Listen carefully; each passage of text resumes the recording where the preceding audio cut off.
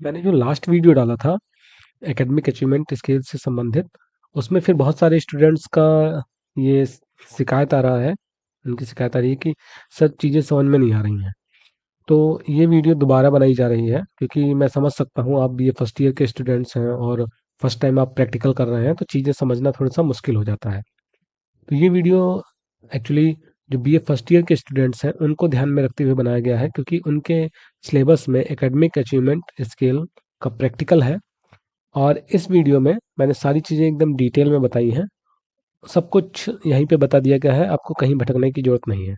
जैसे परिचय हो गया, फिर परिचय के साथ-साथ आपका जो आगे की चीज़ें हैं, परिचय में क्या लिखेंगे, फिर आपका उद्देश्य हो गया, परीक्षण संचालन हो गया और परिणाम हो गया, विवेचना हो गया। सब कुछ मैंने बता दिया है इसमें, बहुत आसानी से ये चीज़ें आप समझ जाओगे। तो चलो स्टार्ट करते हैं क्लास आज की। और अगर आप साइकोलॉजी स्टूडेंट हैं और आपको किसी और टॉपिक पे वीडियो चाहिए या प्रैक्टिकल करना है, तो आप नीचे डिस्क्रिप्शन में जाएंगे या कमेंट के फर्स्ट कमेंट में जाएंगे, तो वहाँ पर आपको साइकोलॉजी प्रैक्टिकल का प्लेलिस्ट का लिंक मिल जाएगा। या कुछ और भी चाहिए तो आप नीचे कमेंट कर सकते हैं। तो देखिए, जो आपका पहला प्रैक्टिकल है एकेडमिक अचीवमेंट स्केल, इसमें आपको क्या करना है, कॉपी लेनी है अपनी, जो आपकी प्रैक्टिकल फाइल होगी। प्रैक्टिकल फाइल में आपको सबसे ऊपर ये डालना है प्रैक्टिकल 1 एकेडमिक अचीवमेंट स्केल, साथ में शैक्षिक उपलब्धि मापनी। फिर आप लिखोगे परिचय। किसका परिचय? क्योंकि आप यहाँ पे उपलब्धि मापनी मापनी और उपलब्धि जो मापनी है, जो एक यहाँ पर अचीवमेंट वर्ड है, ये संबंधित है मोटिवेशन से। तो आप यहाँ पर थोड़ा बहुत मोटिवेशन के बारे में परिचय दोगे, मोटिवेशन के बारे में परिचय दोगे। और अचीवमेंट जो हमारा एकेडमिक अचीवमेंट है, इसके साथ साथ हमारा जो मोटिवेशन के अंदर अचीवमेंट आता है, नीड ऑफ अचीवमेंट, उसके बारे में बताओगे। जिसे यहाँ पर देखो बताया गया है कि अभिप्रेरण एक मानसिक और शारीरिक प्रक्रिया है। जो मोटिवेशन क्या है, वो एक मानसिक और शारीरिक प्रक्रिया है जो कि किसी व्यक्ति को किसी कार्य को शुरू करने और उसे जारी रखने और एक विशिष्ट दिशा में प्रयास करने के लिए प्रेरित करती है। जैसे आप कोई काम, आप मोटिवेशन के बारे में तो आप खुद जानते होंगे, बट मैं एक बार बता दे रहा हूँ कि लाइक मोटिवेशन वो है कि जिसकी वजह से आप कोई काम स्टार्ट करते हो और उस काम को शुरू करते हो, काम को करते हो और लास्ट में एक विशिष्ट, या मतलब कह लो कि आप उसके डेस्टिनेशन तक पहुंचाते हो, उस काम को कंप्लीट करते हो। तो वो करने के लिए जो आपको एनर्जी मिलती है, उसे ही हम मोटिवेशन कहते हैं। मोटिवेशन क्या करता है हमें? ये आंतरिक ऊर्जा कह लो, जो हमें किसी कार्य को करने के लिए प्रेरित करती है, एक लाइन में बोले तो। अब यहाँ पर कुछ डेफिनेशंस भी आपको लिखनी पड़ेंगी, जैसे वुडवर्थ के अकॉर्डिंग, वुडवर्थ और मार्कस के अकॉर्डिंग, अभिप्रेरण वह आंतरिक स्थिति है जो व्यवहार को सक्रिय और निर्देशित करती है। इंग्लिश वाले स्टूडेंट इंग्लिश की डेफिनेशन भी लिख लेंगे। फिर मैस्लो ने क्या बताया? अभिप्रेरण उन कारकों का सम्मिलित रूप है जो व्यक्ति को अपनी ज़रूरतों को पूरा करने के लिए प्रेरित करता है। मतलब आपकी जो ज़रूरतें हैं, उसको पूरा करने के लिए आप मोटिवेट होते हो। आप मोटिवेशन के लिए कई बार वीडियोस भी देखते हो, कई बार किसी की कहानी सुन के मोटिवेट होते हो। तो यहाँ पे बताया गया अभिप्रेरण वह प्रक्रिया है जो व्यक्ति के व्यवहार को एक निश्चित दिशा में ले जाता है। अब अभिप्रेरण के अगर हम तत्व की बात करें, तो इसमें सबसे मेन है गोल, कि आपका गोल क्या है। ठीक, उसके बाद नीड हो गया, फिर ड्राइव हो गया और एफर्ट हो गया। गोल मतलब प्रत्येक प्रेरित व्यवहार के पीछे एक निश्चित उद्देश्य होता है।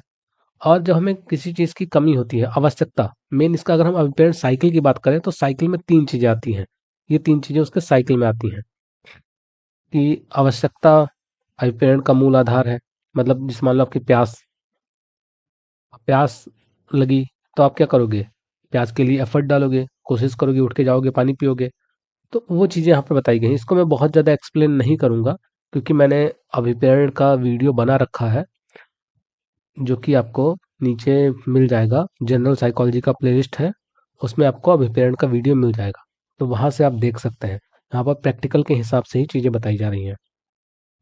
फिर आप अभिप्रेरण के प्रकार डाल दोगे, जैसे आंतरिक अभिप्रेरण। आंतरिक अभिप्रेरण ऐसे होते हैं जो जन्मजात होते हैं, इन्हें हम जन्मजात भी कहते हैं। जैसे आपका नींद, प्यास और इसके साथ साथ भूख हो गया, सेक्स हो गया, ये सब आंतरिक अभिप्रेरण है, जिसमें से 3 तो हमें स्टार्टिंग में मिल जाती हैं, एक हमें बाद में हम उसके लिए मोटिवेट होते हैं, जो कि सेक्स है। फिर एक्सटर्नल अभिप्रेरण, यहाँ पर बात जिस टॉपिक की आप प्रैक्टिकल बना रहे हो वहाँ पर एक्सटर्नल मोटिवेशन से ही रिलेटेड है। जैसे आप मोटिवेट होते हो किस चीज़ के लिए? पैसा पाने के लिए, प्रशंसा के लिए, दंड से बचने के लिए आप मोटिवेट होते हो। तो यहाँ जो ये प्रैक्टिकल है, जो आपका अचीवमेंट मोटिवेशन प्रैक्टिकल है, वहाँ पर हम मोटिवेशन अचीवमेंट स्केल की बात करेंगे। और यहाँ पर हम जो यहाँ पर ये मैकलैंड का सिद्धांत है उसमें हम ज़्यादा फोकस करेंगे।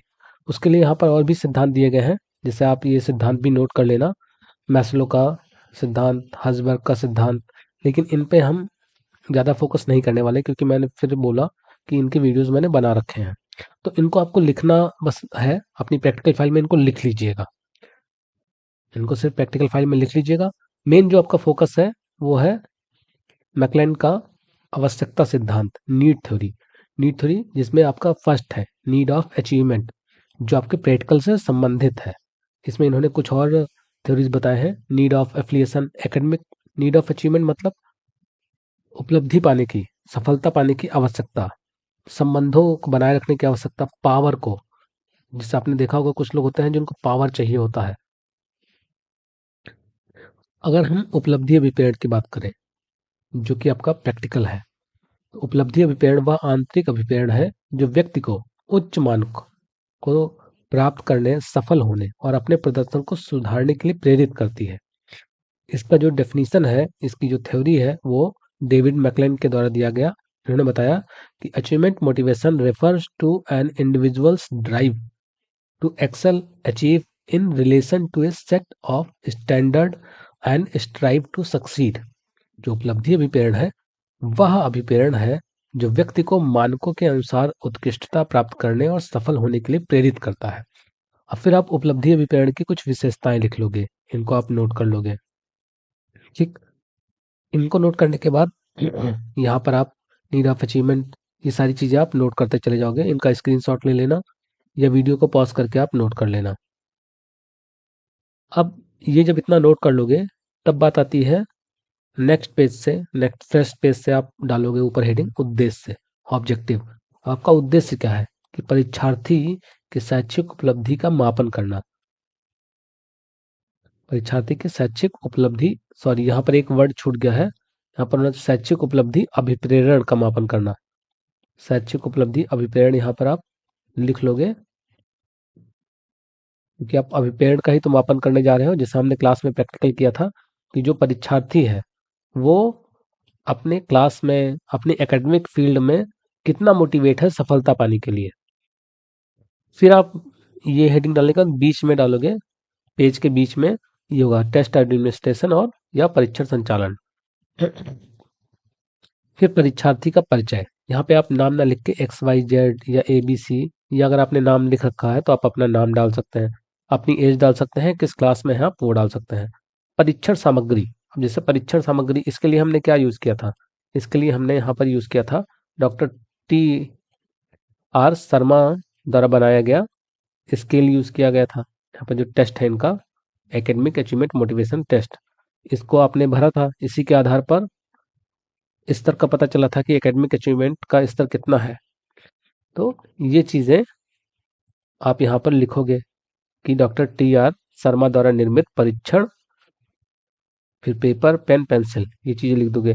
प्रारंभिक अवस्था आप एज इट इज़ लिख लोगे कि परीक्षार्थी को मनोविज्ञान प्रयोगशाला में ले जाकर उसको आदर के साथ सीट पर बिठाया गया और उसको परीक्षण सामग्री दी गई। फिर निर्देश, निर्देश प्रश्नावली के प्रथम पृष्ठ पर अंकित है। जैसे देखो यहाँ पर जो ये प्रश्नावली आपको दी गई थी, उसके फर्स्ट पेज पे ये आपका निर्देश दिया गया है। तो चाहे आप इस निर्देश को उठा के वहाँ पे लिख देना, चाहे जो मैंने वहाँ पे लिख रखा है कि निर्देश प्रथम पेज पर अंकित है, ये वर्ड लिख देना, ये सेंटेंस। इसके बाद आता है कि मापनी में दिए गए निर्देशों के अनुसार परीक्षार्थी ने एकांशों को, ने एक एक एकांश को अच्छे से पढ़ा और अपने अनुभव के आधार पर आ और बा में से सही पर निशान लगाया। अब यहाँ पर आता है फिर आपका अगला पॉइंट। उसके बाद अब इतना लिखने के बाद आप इसको, आपने फिल कर ही रखा है, अगर नहीं फिल कर रखा है, कोई नया स्टूडेंट देख रहा है, तो इसमें आपको ये क्वेश्चनर जो आपका दिया है, इसमें एकांश दिए गए हैं। और ये मैं एक बार फिर से बता दूं कि यहाँ पर इस जो प्रैक्टिकल का यूज़, इस प्रश्नावली का यूज़ किया जा रहा है सिर्फ स्टूडेंट्स को समझाने के लिए। अगर आपको इसको कमर्शियल पर्पज़ के लिए यूज़ करना है तो आप नेशनल साइकोलॉजिकल कॉरपोरेशन से संपर्क करके इसको परचेज कर सकते हैं। तो यहाँ पर एकांश दिए गए हैं, इन एकांशों को आप सॉरी इन एकांशों को आप पढ़ोगे और जैसे आपने मान लो आ पे टिक किया है तो आपको लग रहा है आ सही है तो आ पे टिक करोगे। आपको लग रहा है कि नहीं, जैसे आपने पढ़ा कि आकाश अवकाश के दिनों में मैं चाहता हूँ कि मित्रों के साथ भिन्न भिन्न स्थानों पर जाऊं, या आप ये चाहते हो कि पढ़ाई की कमजोरी की तरफ ध्यान दूं, जो वीक पॉइंट है उस पर ध्यान दूं, तो अगर आप बी समझते हो सही है तो आप बी पे टिक करो। जैसा आपको लगे कि आप कैसी चीज़ें करना चाहते हो उसी के आधार पे आपको रिस्पॉन्स करना है। जब आप सभी रिस्पॉन्स कर लोगे, जैसे मैं एक बार दिखा दूं, यहाँ पर हो गया, ये रिस्पॉन्स हो गया, यहाँ से देखकर आप रिस्पॉन्स कर सकते हो। फिर आगे बात करें तो आगे आगे क्वेश्चन दिए गए हैं, इनको देखकर आप रिस्पॉन्स करोगे और जितना भी आंसर आएगा, जैसे पहले का जितना आंसर आया वो भी आप आगे स्कोरिंग बताई जाएगी। इनको देख लिया, फिर आगे बचे हुए क्वेश्चंस इनको भी कर लिया कि मैं नित्य प्रति स्कूल जाता हूँ या जाती हूँ ताकि मेरे अध्यापक मेरे से नाराज ना हो इसलिए जाते हो, या मेरी पढ़ाई का नुकसान ना हो इसलिए जाते हो। तो अगर बी पे चाहते हो तो बी पे टिक करो। फिर उसके बाद अगले क्वेश्चंस को देखेंगे जो एकांश है, इनको आप फिल करोगे। उसके बाद बचे हुए क्वेश्चन को आप यहाँ से नोट कर लोगे। अब इसके बाद आती है स्कोरिंग की बात। तो आपको बताया गया था कि आप स्कोरिंग के लिए, जैसे अगर आपने जो एक नंबर का क्वेश्चन है उस पे आपने अगर ए टिक किया है तो आप 1 नंबर दे दोगे। 3 वाले पे अगर आपने ए टिक किया है तो आप 1 नंबर दे दोगे। 4 वाले पे अगर आपने ए टिक किया है, मतलब जितने ये नंबर के क्वेश्चन हैं इन पे अगर आपने ए टिक किया है तो आप 1 नंबर दोगे। अगर इतने क्वेश्चंस पे आपने बी टिक किया है तो उसको ऐसे छोड़ दोगे एज इट इज। फिर बी पे आओ, इस पे ये जितने क्वेश्चन नंबर है जैसे 2 5 7, इस पे अगर आपने बी पे टिक किया है, 2 वाले पे अगर आपने बी पे टिक किया है, जैसे 2 है, अब 2 पे आपने अगर बी पे टिक किया है तो 1 नंबर दोगे। ठीक, ऐसे ही सबका आप स्कोरिंग कर लोगे। जब आपने स्कोरिंग इसका कर लिया तो बात आती है जेड स्कोर की, जो कि आपने जैसे आपने देखा यहाँ पर, और जितना आपका स्कोर आया पेज नंबर 2 पे जितना स्कोर आया वो यहाँ पे लिख दोगे, 3 पे जितना स्कोर आया वो यहाँ पे लिख दोगे, 4 पे जितना स्कोर यहाँ पे लिख दोगे। अब हम मान लेते हैं कि टोटल स्कोर आपका आया है 27, किसी स्टूडेंट का स्कोर 27 आ गया है। ये सब लोग 27 मत नोट कर लेना, ये मैं सिर्फ समझाने के लिए एक एग्जाम्पल दे रहा हूँ कि मान लो आपका स्कोर टोटल आता है 27, तो 27 आया तो उसके बाद क्या करना है, जितना भी आपका स्कोर आया है उसके अकॉर्डिंग आप अपना जेड स्कोर नोट कर लोगे। जैसे 27 आया था तो 27 का जेड स्कोर कितना है, -0.22। तो हम क्या करेंगे, यहाँ पर देखिए लिखा हुआ है 27 का जेड स्कोर, अब यहाँ पे लिख देंगे -0.22। फिर बात आती है कि ग्रेड कितना है, बाकी स्टूडेंट भी ऐसे ही अपना जेड स्कोर नोट कर लेंगे। अब ग्रेड की बात करें कि ग्रेड को, तो यहाँ पर देखिए सबका ग्रेड दिया हुआ है। अब 27 कहाँ आ रहा है, तो 27 आ रहा है 26 से 30 के बीच में 27 आएगा, तो ग्रेड क्या हो गया, ग्रेड आया डी। और चलो एक एक करके ही बढ़ते हैं, तो ग्रेड डी लिख दिया गया। फिर आता है level of academic achievement motivation, ये कितना है, तो ये आया आपका एवरेज। ठीक, ये उस स्टूडेंट का है जिसका 27 आया है। अगर मान लो आपका ज़्यादा आता है तो यहाँ पर जो भी आ रहा है आप उसको नोट करोगे। अब 27 आया, उसके आधार पर फिर हम ये परिणाम लिख दिए, परिणाम में ये बॉक्स बना दोगे आप, और बॉक्स बनाने के बाद आप फिर नीचे इसकी विवेचना लिखोगे। विवेचना मतलब इंटरप्रिटेट करोगे कि प्राप्त अंकों की नियमावली के आधार पर जो आपका मैनुअल है, मैनुअल के आधार पर गणना की गई, जिसमें यह पता चला कि जो परीक्षार्थी है उसकी शैक्षिक उपलब्धि अभिप्रेरण का स्तर औसत आया है। ये औसत आया है यहाँ पर। अब जब औसत आया है तो हम क्या कह सकते हैं कि जो स्टूडेंट है वो ना बहुत ज़्यादा पढ़ने में रुचि दिखाता है और ऐसा भी नहीं है कि वो पढ़ता लिखता नहीं है, एवरेज टाइप का है, मतलब हम कह सकते हैं कि परीक्षार्थी की शैक्षिक उपलब्धि के प्रति जो रुचि है वो ना बहुत ज़्यादा है और ना ही बहुत कम है। इसी तरीके से मान लो आपका स्कोर कुछ और आता है, मान लो आपका स्कोर आ जाता है 35, तो आप क्या करोगे, यहाँ से आप 35 का जेड स्कोर देख लोगे कितना है, 35 के जेड स्कोर को वहाँ लिख दोगे और फिर उसके बाद आप 35 कहाँ पे आ रहा है, यहाँ पे आ रहा है, तो ये ग्रेड हो गया, बी हो गया और हाई हो गया। तो इसको क्या लिख सकते हो कि जो परीक्षार्थी है वो शैक्षिक उपलब्धि पाने के लिए अभिप्रेरित है, मतलब वो अपने क्लास में, अपने कॉलेज में एकेडमिक कार्यों में बहुत इंटरेस्ट लेता है और वो चाहता है कि वो सबसे आगे रहे, उसके अंदर एकेडमिक अचीवमेंट का जो मोटिवेशन लेवल है वो बहुत हाई है। इस तरीके से आप उसको एक्सप्लेन कर दोगे। अगर मान लो कम आता है, तो कम आएगा तो आप उसको सुझाव दे सकते हो कि वो अपनी पढ़ाई पर ध्यान दे और शैक्षिक गतिविधियों में ज़्यादा रुचि दिखाए, शायद नहीं ज़्यादा होगा, ज़्यादा रुचि दिखाए, ये आप लिख दोगे। अगर मान लो उसका लेवल अच्छा है तो आप लिख दोगे कि हाँ, जैसा उसका परफॉर्मेंस चल रहा है उसको वो बनाए रखे। तो इस तरीके से आप ये अपना प्रैक्टिकल कंप्लीट कर लीजिएगा। प्रैक्टिकल फर्स्ट ये आपका कंप्लीट हो जाएगा और सेकंड प्रैक्टिकल की वीडियो मैं आपसे प्रॉमिस करता हूँ कल अ, आ जाएगा, कल शाम तक आपको मिल जाएगी सेकंड प्रैक्टिकल की भी वीडियो। कोशिश करूंगा कि मॉर्निंग में ही मिल जाए, बट अगर मॉर्निंग में नहीं है तो शाम तक आ जाएगी। ठीक है, मिलता है नेक्स्ट क्लास में, तब तक के लिए धन्यवाद।